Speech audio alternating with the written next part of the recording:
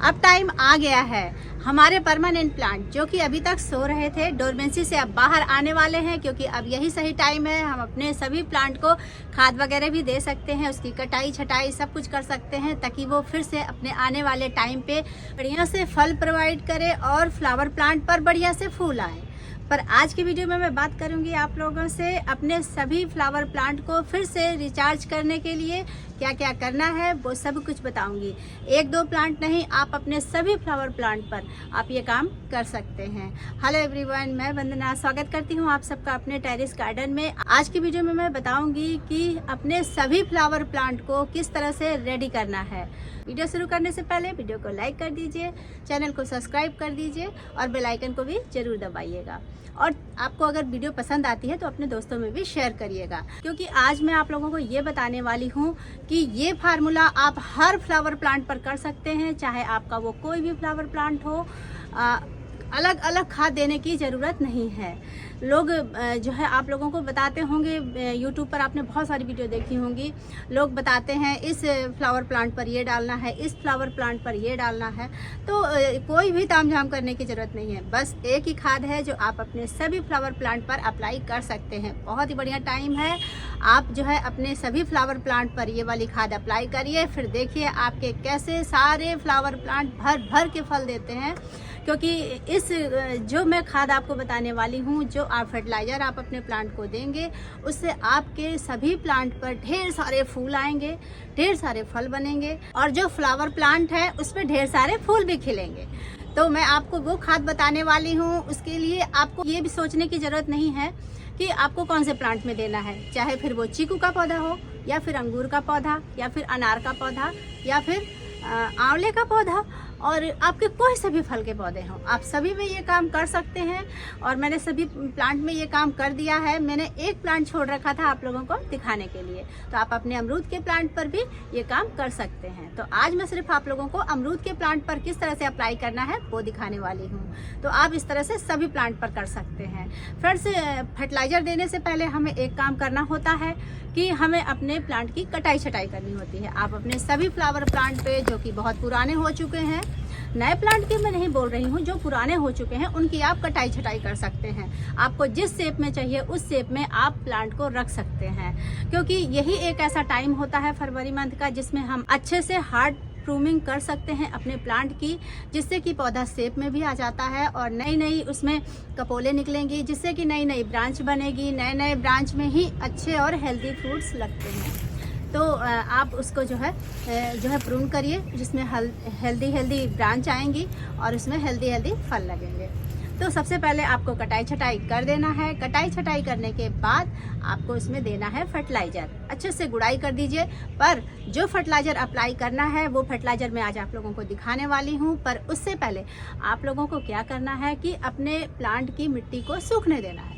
मिट्टी जब पूरी तरह से सूख जाए, क्योंकि आपको पानी रोक देना है, पानी ज़्यादा नहीं देना है इस टाइम पे।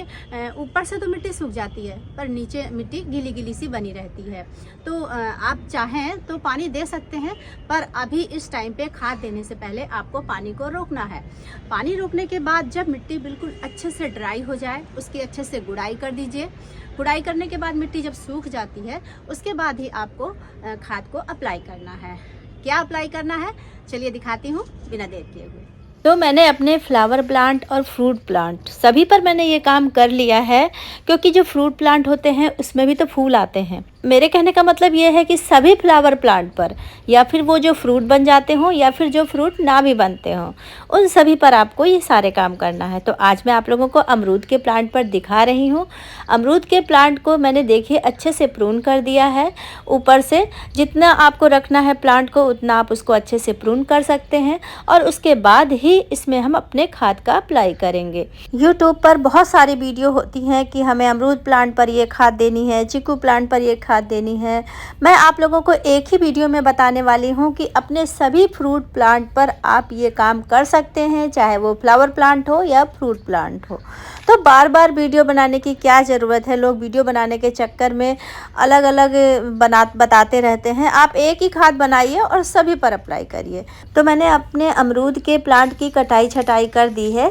उसके पत्ते भी सारे धीरे धीरे से गिर चुके हैं, क्योंकि सर्दियों में वैसे भी जो पुराने पत्ते होते हैं वो धीरे धीरे करके चले जाते हैं। और उसके बाद अब मैं कर रही हूँ अपने अमरूद के पौधे की गुड़ाई करते समय आपको ये बात ध्यान रखना है कि मिट्टी सूखी होनी चाहिए।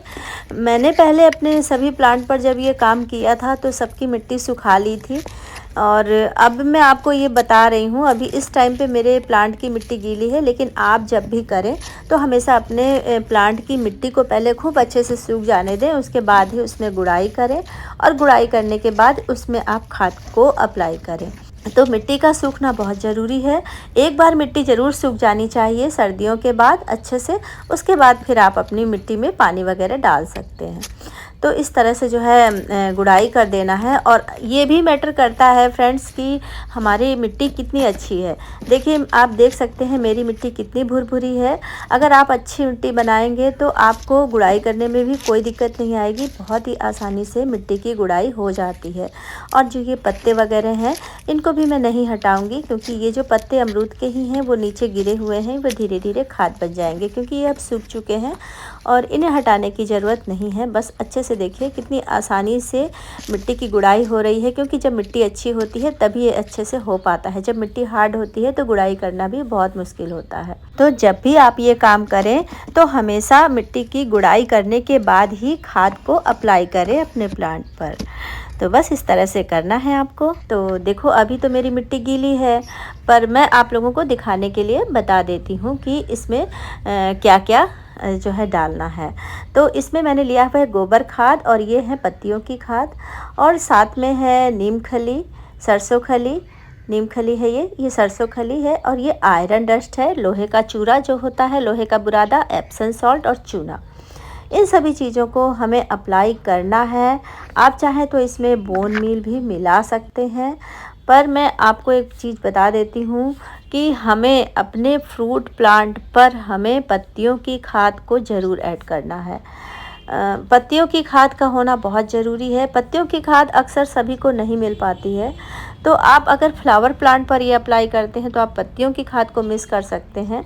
लेकिन अगर आप जब फ्रूट प्लांट पर अप्लाई करते हैं, कोई भी फ्रूट प्लांट हो आपके गार्डन में, जो परमानेंट वाले होते हैं, चीकू, आम, सेब, अनार, कोई सा भी हो, उसमें आपको गोबर के खाद के साथ साथ आपको पत्तियों की खाद का लेना भी बहुत ज़रूरी है।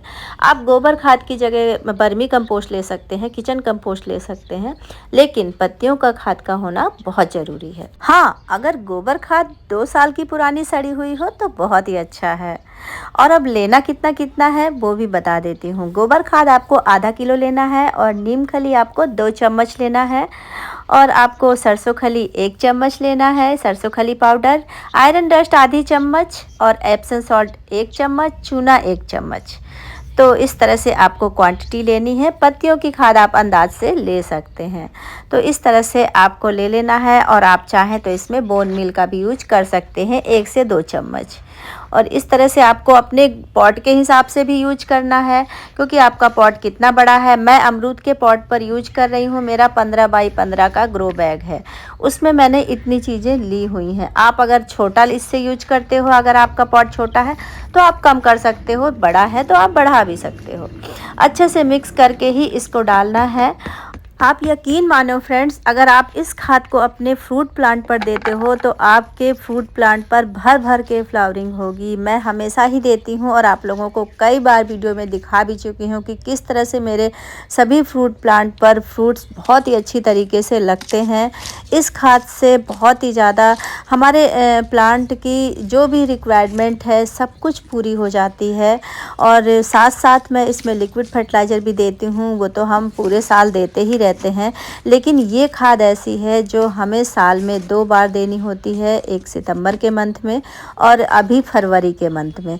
तो अभी इस टाइम पे आप इस खाद को अपने प्लांट पर बिना बेहिचक इस्तेमाल कर सकते हो। इसका बहुत ही अच्छा परिणाम मिलने वाला है। जैसे कि खाद देने के बाद हमेशा पानी डालना बहुत ज़रूरी होता है, पर मैं अभी पानी नहीं डालूँगी क्योंकि मेरी मिट्टी गीली है। और आपकी मिट्टी जब सूखी हो, आप जब ये खाद को अप्लाई करो उसके बाद आप पानी ज़रूर डालो, क्योंकि पानी डालने के बाद ही जो हमने ये सारी चीज़ें डाली हैं वो सभी कुछ हमारा प्लांट जल्दी से ले लेगा जड़ों द्वारा। तो पानी डालना बहुत ज़रूरी होता है। तो जब मिट्टी सूखी हो तभी आप पानी डालो। मेरी मिट्टी अभी सूखी नहीं है, जब थोड़ा सा सूख जाएगी कल सुबह तक मैं इसमें पानी दे दूँगी। तो अभी मैंने शाम को ये सारी चीज़ें की हैं। और खाद का अप्लाई भी आप हमेशा शाम को ही करो तो हमारे प्लांट के लिए बहुत अच्छा होता है। धूप में हमें इस पर नहीं डालना चाहिए क्योंकि फिर वो सूख जाता है। तो जब अभी आप खाद वगैरह अप्लाई करो तो हमेशा शाम को करो। तो इस तरह से मैंने जो है अमरूद के प्लांट पर किया हुआ है। और मैं आपको अभी चल करके दिखा भी देती हूँ। देखिए, मैंने ये नींबू के पौधे पर भी इसी तरह से अप्लाई किया हुआ है। और आप देख सकते हो कि नींबू के पौधे पर, नींबू तो मेरे इस प्लांट पर हमेशा ही सजे रहते हैं, कभी भी ये प्लांट खाली नहीं होता है नींबुओं से। पर देखो, खाद देने के बाद ही फिर से इसमें फूल आना शुरू हो गए हैं। ये सिलसिला तो इसका चलता ही रहता है, कभी फूल आते ही रहते हैं और साथ साथ नींबू भी बनते ही रहते हैं। ये तो पूरे ही साल होता है। पर अभी जैसे हमने फरवरी में या फिर सितंबर में खाद वगैरह जब हम देते हैं तो फूलों की क्वांटिटी बहुत ज़्यादा बढ़ जाती है। हाँ, सभी फूल पॉलिनेट नहीं हो पाते हैं क्योंकि बहुत सारे फूल निकलते हैं और उसमें से कुछ फूल झड़ भी जाते हैं, क्योंकि अभी हवा भी कभी कभी तेज़ चल जाती है तो उससे भी फूल गिर जाते हैं। पर जब ढेर सारे फूल निकलते हैं तो उसमें से लगभग 60-70% तो पॉलिनेट हो ही जाते हैं और नींबू बने ही रहते हैं। आपको मैं कई बार दिखा चुकी हूँ कि हमेशा नींबू बनते हैं मेरे प्लांट्स पर। एक नींबू का पौधा मेरा ये भी है और इस पर भी मैंने अप्लाई कर दिया है और आप देख सकते हैं काफ़ी ऊपर है और वहाँ पर भी ढेर सारे फूल भरे पड़े हैं। इन सब की मैंने पहले कटिंग भी कर दी थी। और देखिए, चीकू का पौधा है और चीकू के पौधे पर भी मैंने अप्लाई किया है। मतलब मेरे पास जितने भी फ्रूट प्लांट हैं मैंने सभी पर ये खाद अप्लाई कर दी है। और देखिए, ऊपर देख सकते हैं आप, ऊपर बड़े बड़े से चीकू भी अब साइज बड़ा होना शुरू हो गया है। चीकू भी पूरे साल हमारे प्लांट पर लगे रहते हैं। जैसे ही हम हार्वेस्ट कर लेते हैं उसके बाद नए चीकू आना शुरू हो जाते हैं। साथ ही आप देखिए, अंगूर के पौधे पर भी मैंने कर दिया है। मेरे पास ये ब्लैक और ग्रीन दोनों ही अंगूर है जिस पर मैंने ये खाद वगैरह सब में अप्लाई कर दिया है। तो इस तरह से मैंने अपने सभी फ्रूट प्लांट पर कर दिया है और फ्लावर प्लांट पर भी आप कर सकते हैं। तो इस तरह से आप अपने फ्रूट प्लांट के अलावा जो आपके वेजिटेबल के प्लांट हैं उसमें भी आप इस तरह से ये काम कर सकते हैं। क्योंकि अभी जो है कटाई छटाई करिए, जो भी आपके फ्लावर प्लांट हैं परमानेंट वाले वो अभी समय बस जगने ही वाले हैं, तो उनकी कटाई छटाई कर दीजिए और इसी तरह से उसमें भी आप खाद दे दीजिए। बस बहुत ज़्यादा सोचने की ज़रूरत नहीं होती है कि हम अपने पौधे को कैसे रेडी करें। रेडी करने का यही तरीका होता है, एक अच्छा टाइम होता है। उस टाइम पे अगर आप अपने प्लांट को अच्छे से खाद वगैरह देंगे तो फल वाले पौधे में अच्छे से फल आएंगे और फूल वाले पौधे में अच्छे से फूल आएंगे। आज क्या होता है ना फ्रेंड्स, कि अगर आपके चाहे वो फल वाले पौधे हों या फिर फूल वाले पौधे हों, फूल तो दोनों में ही आते हैं। तो जो फल वाले पौधे होते हैं वो फूल से फल बन जाते हैं और फूल वाले पौधे होते हैं वो सिर्फ फूल ही बने रहते हैं। तो आपको दोनों में ये काम कर सकते हैं। मैं आज जो यह खाद आप लोगों को मैंने बताया है, ये खाद आप दोनों में ही अप्लाई कर सकते हैं, चाहे फूल वाले हों या फल वाले हों। अपने नींबू के पौधे पर, अपने शहतूत के पौधे पर, अपने सेब के पौधे पर, आपके पास जो जो भी हो पौधे, उनमें आप ये चीज़ अप्लाई कर सकते हैं। तो इस तरह से आप अपने पौधे को रेडी करिए और अभी बहुत बढ़िया टाइम है। इसी टाइम पे आपके पौधे पर ढेर सारे फल फूल लगेंगे, तो इस टाइम को बिल्कुल भी मिस मत करिए। वीडियो पसंद आए तो वीडियो को लाइक करिए, शेयर करिए और सब्सक्राइब करिए। तो चलिए, मिलती हूँ नेक्स्ट वीडियो में। तब तक के लिए बाय, हैप्पी गार्डनिंग।